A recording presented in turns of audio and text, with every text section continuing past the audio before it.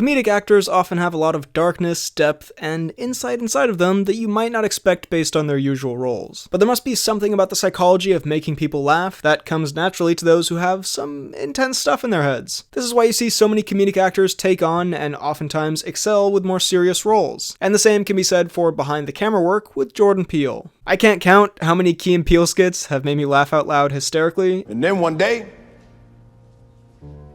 a piano fell on my head. What? And somehow Jordan Peele went from this to making some of the most interesting, layered, and striking horror movies of the past decade. So today, inspired by just seeing Nope, I wanted to talk about Peele's 3 movies, Get Out, Us, and Nope, give my thoughts on them just as films, and talk a bit about their themes, the symbolism, the overall message that is conveyed in this exciting horror way. Also spoilers for all of these. So let's get into it with...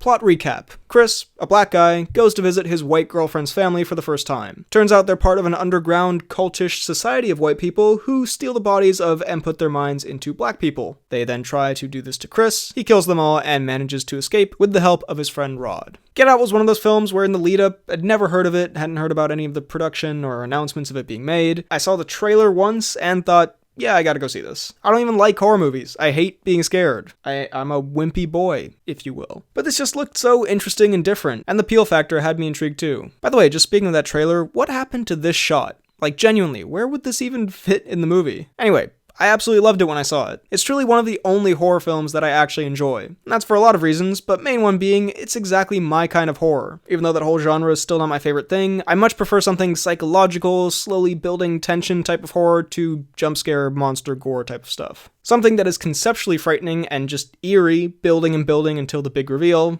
That's something I'm here for. And that's exactly what this is. I mean, just this shot alone, it's such a simple thing, but it's so unsettling.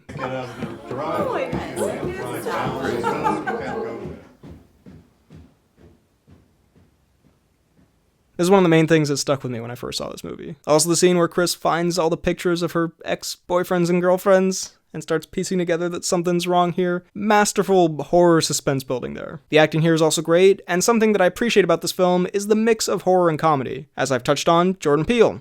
Very funny guy. Him directing leads you to think going in, surely this will be funny. And it is. Sometimes very darkly so, sometimes just straight up hilarious, but that never compromises the horror aspect. In fact, it complements it really well. Lil Rel Howery as Rod is one of the funniest performances of 2017. Kaluuya gets to show a lot of range, and Allison Williams is incredible as this twisted, evil, manipulative character. The other thing that I absolutely loved about this movie is the realistic way Chris handles things and how it has the most satisfying possible climax and finale. Jordan Peele said when talking about this movie, in horror, the second you have people doing something you know they wouldn't do, you lose the audience. And this movie follows that principle absolutely. Once Chris manages to escape and starts just running through this house of evil people, it is one of the most exciting, satisfying, and kind of fun endings to a movie I've ever seen. As far as this part goes, there's not much more to it that's very deep, just the setup of what these people do, and then Chris escaping, killing them all, and then being greeted by Rod is one of the all-time most rewarding movie watching experiences you can have. As that Peele quote alludes to, when watching horror movies, people are often screaming at the screen, don't go in there, don't do that, etc. In this movie, Chris does exactly what you're screaming at the screen for him to do, and it just makes for the perfect cap to a very well-written film. Now on that well-writtenness, I'd like to dive into the themes and the larger metaphors at play in Get Out. And yes, before you comment, I am aware of the irony of the whitest guy you can think of explaining what the movie Get Out is about, and I really hope this review doesn't come across as, I like Get Out so much, I would have watched it in the cinema for a third time if I could have. I do just find this film and the way it conveys these very interesting and important ideas fascinating. It's very well done, and as someone who likes studying and analyzing film, I want to talk about it, but I happily acknowledge that there's a level to this that I won't understand as much as other people who experience stuff like this in their everyday life. Jordan Peele did have an interesting quote related to this. He said he wanted to make something that has a perspective that you don't often see, but also wanted it to be an inclusive movie. That's the power of story and genre. You can ask a white person to see the world through the eyes of a black person for an hour and a half. So anyway, let's talk about the movie. Something that I thought was really interesting just in premise is that the film doesn't deal with the extremely obvious racism that's out there, but rather this more subtle, newer area of racial relations that is often overlooked. As an article from The Guardian put it, the villains here aren't southern rednecks or neo-Nazi skinheads, or the so-called alt-right. They're middle-class white liberals, the kind of people who read this website. While of course in the movie the people are ultimately extremely evil, in the setup they represent the more subtle and sometimes unintentional ways in daily life that white people can make black people feel uncomfortable uncomfortable. Sometimes this can come as almost overcompensating and trying to look not racist, in ways that make it feel like they're not even viewing the other person as a normal person, but someone they have to be extremely careful around and or prove something to. Peele said when talking about what era this movie was released in, the liberal elite who communicates that we're not racist in any way is as much of the problem as anything else. This movie is about the lack of acknowledgement that racism exists. In the Trump era, it's way more obvious that extreme racism exists, but there are still a lot of people who think we don't have a racist bone in our bodies. We have to face the racism in ourselves. He also said, as a black man, sometimes you can't tell if what you're seeing has underlying bigotry, or it's a normal conversation and you're being paranoid. That dynamic in itself is unsettling. I admit sometimes I see race and racism when it's not there. It's very disorienting to be aware of certain dynamics. And hell,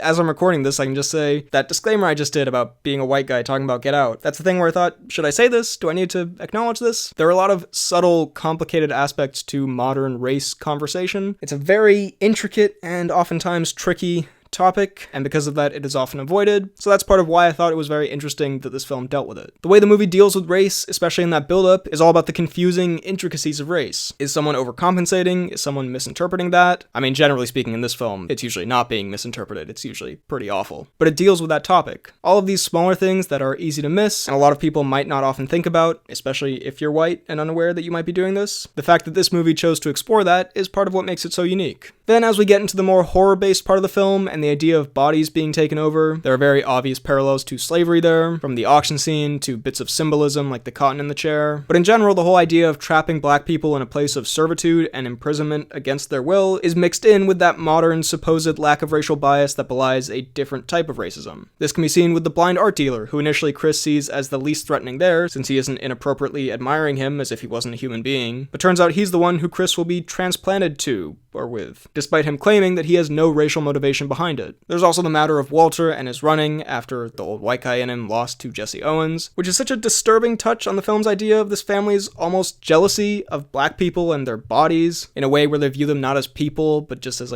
beings with qualities that they want to attain and feel entitled to attain by literally taking their souls from their bodies and using them for themselves. That's something else that's great about this film, is these smaller details that maybe you only really think about after the film or on a second viewing aren't all just like, oh, that's kind of an interesting Easter egg, but actually adds to the disturbingness of the horror. Some other pieces of symbolism in the film, I've heard a few different interpretations of the camera, but I'd say it relates to truth-telling and revealing what's really happening. A camera captures reality, what's in front of it, plain and simple, and that's why I think it pulls people out of the sunken place in the film. It's showing the truth and what's really happening behind all the awful lies and deceit, and as we'll talk about more when we get to Nope, there are more racial connotations with police brutality, and that being filmed, and how that's another way that cameras can capture the truth. We'll talk about that more with Nope. The teacup, I'd say, represents how something quite unassuming and not threatening, like a cup of tea, can be suddenly used for much more sinister purposes, much as how some of the family, namely Rose, initially don't appear bad and are trying to put on a non-threatening front, and then have an inherent evil within them. The sunken place also visually could relate to how Chris was watching TV when his mother died, unable to do anything to take action. And maybe this is too basic of an interpretation, but him escaping the sunken place and the control of the Armitages could be some kind of overcoming that trauma and guilt held within him, however unfair to himself for Chris's inaction at that time. There's the deer, which a lot of people have already talked about, representing Chris and what the Armitages plan to do with him, with it being the death of something innocent, and also, as it's hung up, the death of something innocent for just aesthetic purposes, as they also want to take over Chris's body in that way. And it has its final, dare I say, awesome appearance when, in a turn of events, it's used to kill Dean. There's definitely a lot more stuff here, in terms of stuff the movie does well, in terms of larger symbolism, and just stuff like little Easter eggs that are crazy to spot on rewatches and also make the movie even creepier. My mother loved her kitchen, so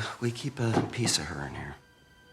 But overall, Get Out, just as a movie, taking out all the symbolism and deeper meaning, just as a horror movie, is excellent. It's creepy and horrifying, and then extremely fun and satisfying, and it's funny too. And then add on top of that how it tackles an interesting part of the modern race conversation that before this film wasn't addressed very much in pop culture, at least not on the scale of this movie, and how intricately it weaves that in with this horror story. The final product you get there, I honestly think is one of the best movies of the 2010s. Also, by the way, those Jordan Peele quotes I mentioned earlier are from this article in the New York Times. Gotta make sure I cite my sources. College student, damn right. Okay, next up we have...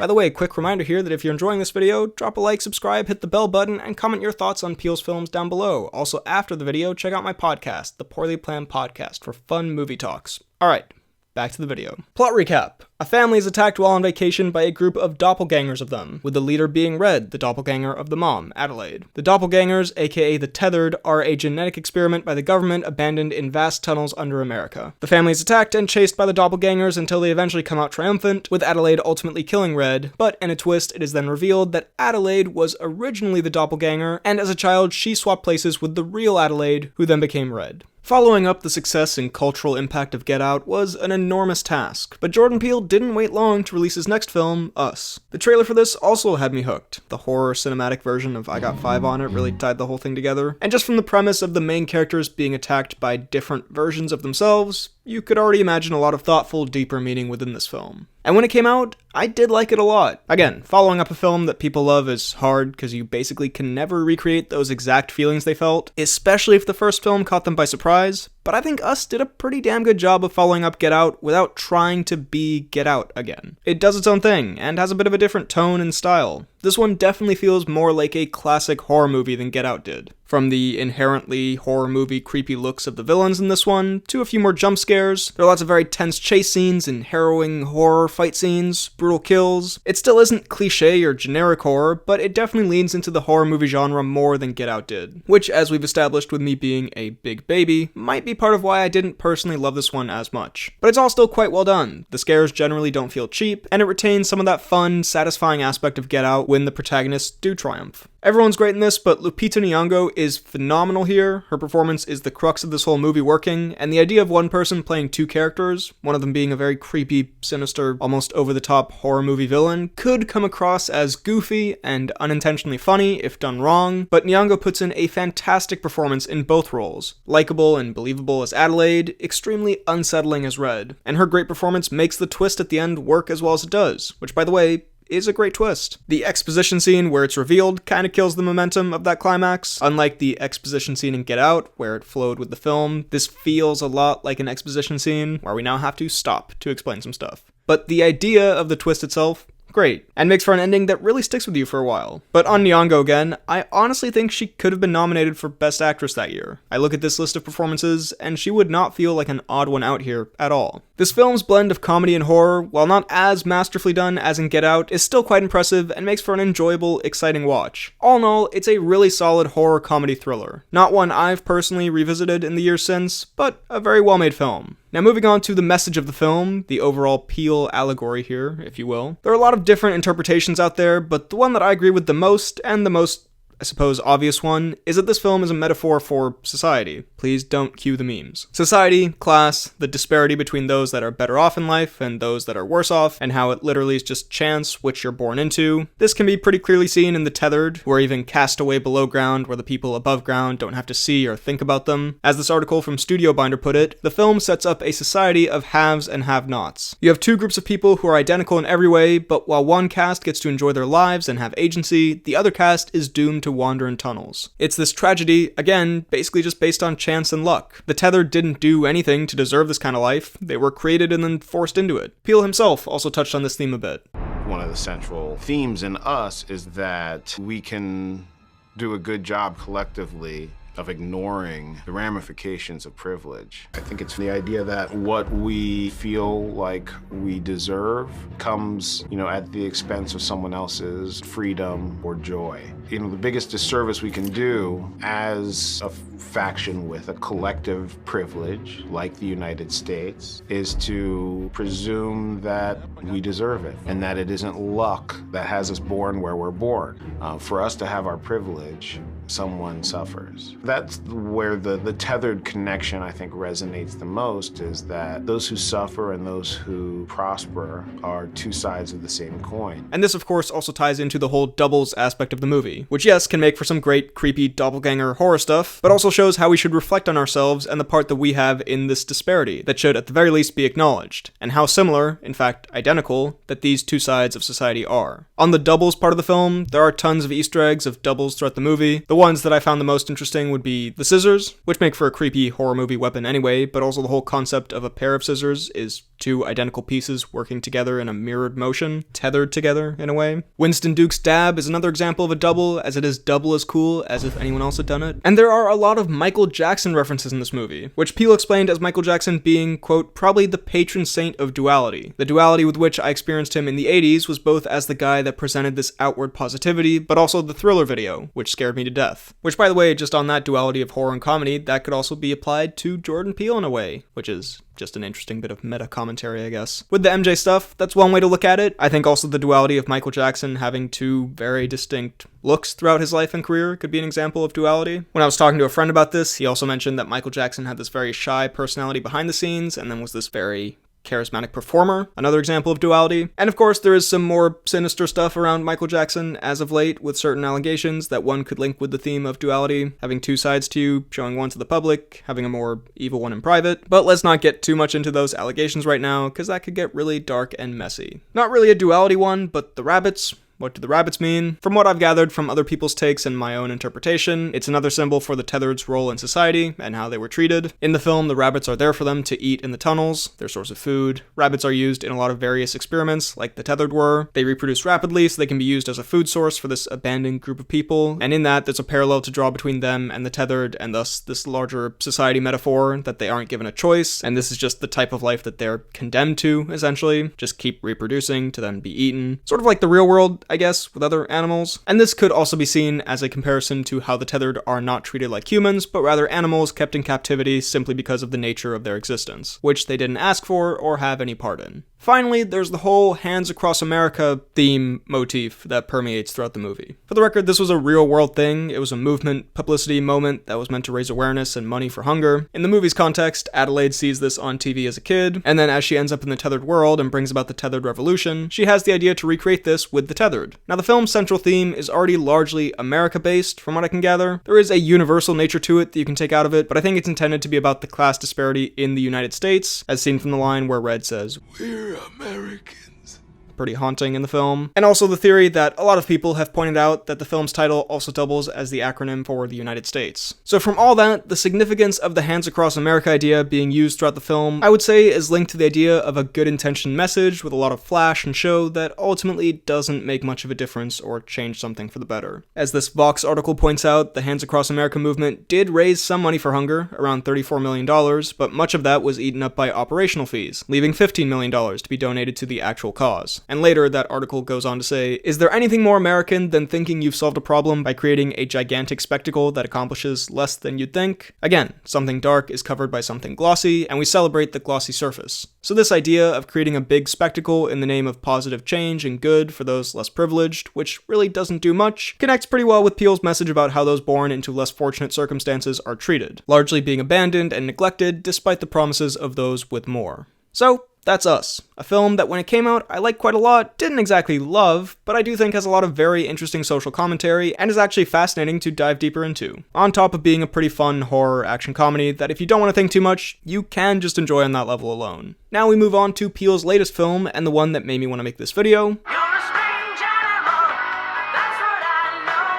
Plot recap. Two siblings operate a horse-for-show business that's not doing too well. They discover there's an alien entity in the sky near their property that is at times dangerous, and try to capture it on video to prove its existence and find success and fortune from this. The alien terrorizes them until they realize it's like any other animal and there are ways to deal with it, and eventually they triumph by killing it and capturing photographic proof of it. Also, there's a creepy chimp. Nope is a film I pretty successfully avoided the marketing for, because I saw one of the trailers in the cinema once where it gave away really what the film was all about, and I thought, okay, let's do our best to forget all about that and not watch any more promo before this comes out. So going in, I really did have no idea what to expect, and coming out of it, I enjoyed it overall. I thought it was decently entertaining, but I have to say, just from my first reaction, it definitely was my least favorite of the Peele films. My main problem sort of lies in the essence of this video. I thought it'd be interesting to make this video to explore the ideas and meanings in these films, because when I walked out of Nope, I didn't really get it and had to look it up and see what other people had to say. Does that make me dumb? Yes, maybe. If you've listened to 2 seconds of the Poorly Planned podcast, you know that I am, in fact, an idiot. I'm not saying films need to be super obvious and not have any subtlety to them, but with the previous two films, I enjoyed and could have my own interpretations of certain aspects of them as I was watching them, and further research was just interesting, not necessary. With this one, afterwards, I genuinely felt like I had to look up some stuff to get why it was there, and while that's a comment on me for sure, I think it might also be a comment on how well the film communicates its ideas, because the person I saw this with felt the same way. And once I did do some research, the meanings in the film weren't actually that far off from what I was thinking while watching it. I just think they weren't as well worked into the story as these types of things were in Us or Get Out. For example, the entire chimp part of the film. I understand that it has a link to the main story with Jupe, relating to the exploitation of animals for the sake of spectacle, how this whole incident with Gordy the chimp makes him feel like he was chosen, and it gives him a misplaced confidence to exploit the alien. I understand that, but then he just gets eaten halfway through the film, and then it's never referenced again. And instead of feeling like a very natural part of the film, it does feel like a thing just kind of thrown in there to add some creepy imagery to the film. Which I know Peele wouldn't do, just lazily throw something in there, so I think it could just be a case of something getting lost in editing or writing. It connects thematically, but its actual place in the film's story felt a little bit disjointed. And there are smaller things in here that, unlike the other two films, again, feel like they're kind of just there to be creepy without much more point, like Jupe's friend with the scarring from the chimp attack. I'm pretty certain this is a reference to the real-life chimp attack that happened a while back that I watched a Jackmate clip about and it freaked me out for the rest of the day. And yes, that is an unsettling visual, but what purpose does it actually serve in the film? I'm not trying to be a dick, I'm genuinely asking. If you have an answer, let me know. There were just a few moments like that felt less well integrated into the film than I would have expected. For the record, a lot of my complaints here could also be put down to high expectations, because the other two Peele films have been so good. But still, it feels a little like this whole chimp thing could almost be an unrelated insert to the rest of the film, like a random cutaway, and there are a couple moments like that. This is one of the most embarrassing things I've ever said, but I do almost kind of agree with Logan Paul in this movie, in some ways. Definitely not all. Even me, being the idiot I am, looked at some of those tweets and thought, come on, dude, even I got that. But he did say, mystery, violent allure, and cinematic choices made for the sake of reaction instead of legitimate contribution to the storyline killed this movie for me. And I wouldn't say it killed the movie for me, but I do kind of get where he's coming from. However, besides all that, I did think this film generally did well what the other Peele films had done well. It has very likable leads, especially Keke Palmer, who I wasn't familiar with before this, and realized afterwards she's the person from this great meme. I hate to say it, I hope I don't sound ridiculous. I don't know who this man is. I mean, he could be walking down the street, I wouldn't know a thing. Sorry to this man. The horror, when it is in the film, is effective. I mean, it's essentially two main moments, the chimp scene and the alien raining on the house scene. There isn't a lot of scary stuff in this movie, which I know some people complained about, as you might guess.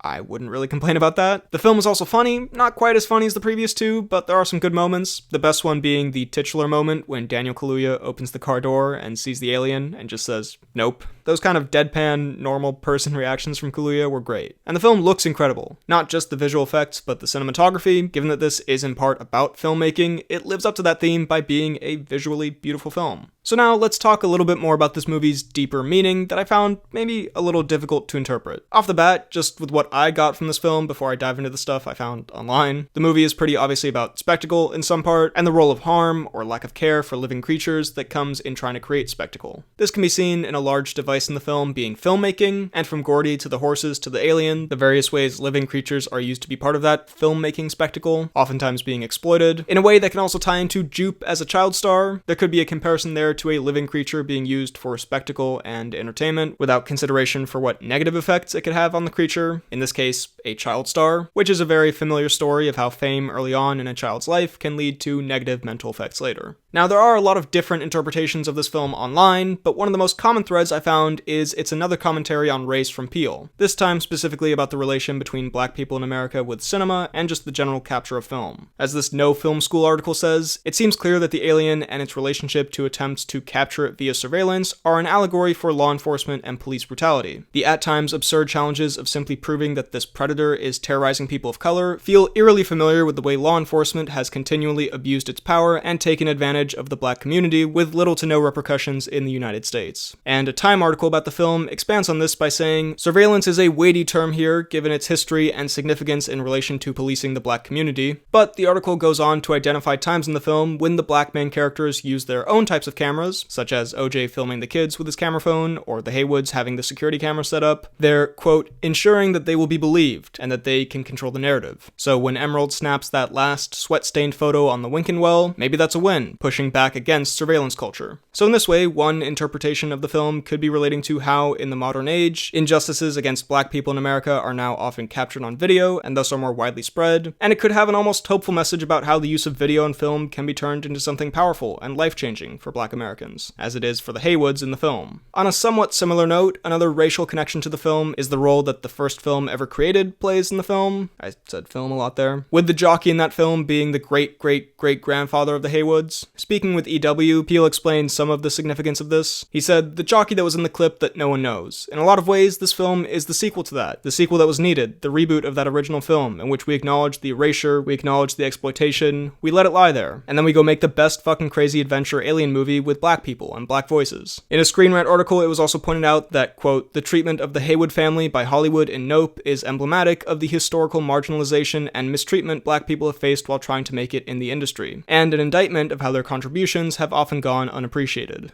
There isn't much more to say on top of that. By showing the Haywoods struggling in an industry where their ancestor should be a household name but is virtually unknown speaks to the racial biases in the industry that Jordan Peele wanted to explore. And with a bit of that signature Peele optimism or hope that he sneaks into these movies, the ultimate triumph of the Haywoods at the end points in the direction of a better future where hopefully that becomes less and less of an issue. Another filmmaking idea the movie explores is the idea of film being this powerful, amazing tool, but the actual Hollywood industry and culture being this vulturous, twisted system that people get so wrapped up in that they lose their lives to it.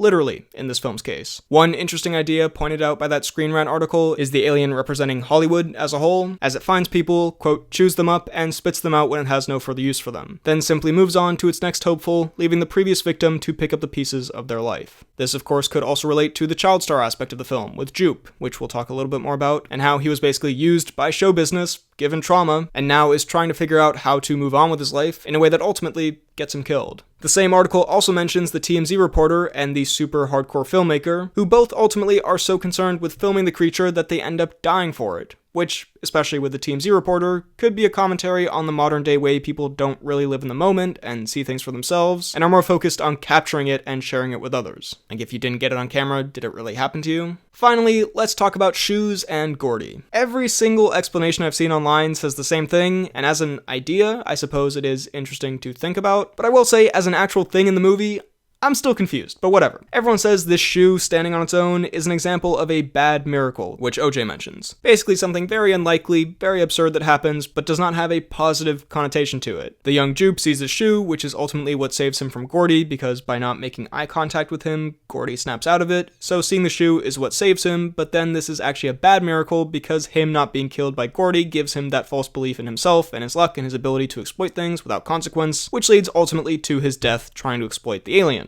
That's an interesting idea, but again, I hate to sound like a Grinch here, what's really the point of all this? Because this thing happens, and it leads to his death, and then he dies, and the movie just kind of keeps going. Is there more of a link to the child star theme, or the ideas about Hollywood, or something that I'm missing here? Honestly, please let me know. I'm curious. Because even now that I have a more explained version of this part, it's interesting, but I still don't think it has enough of a well-established connection to the rest of the film's story to justify it being there at all. And for the record, before, when I was talking about the film having moments like this, moments that didn't really connect, and me not really understanding it and having to do more research, that was mostly about this Gordy thing. These other themes about Hollywood and race, I picked up on some of that, didn't really pick up on other parts, and I think the film does a decent job with that. I think you can put that down more to me needing to see the film more times, maybe I wasn't paying enough attention, it's interesting to look up afterwards, that's more in line with what I've talked about with these other films. You get some of it, you can think about it more and research it more and you understand more. That's not really my problem here. It's mostly this thing with Gordy and a few moments like that feel kind of jammed in there in a weird way.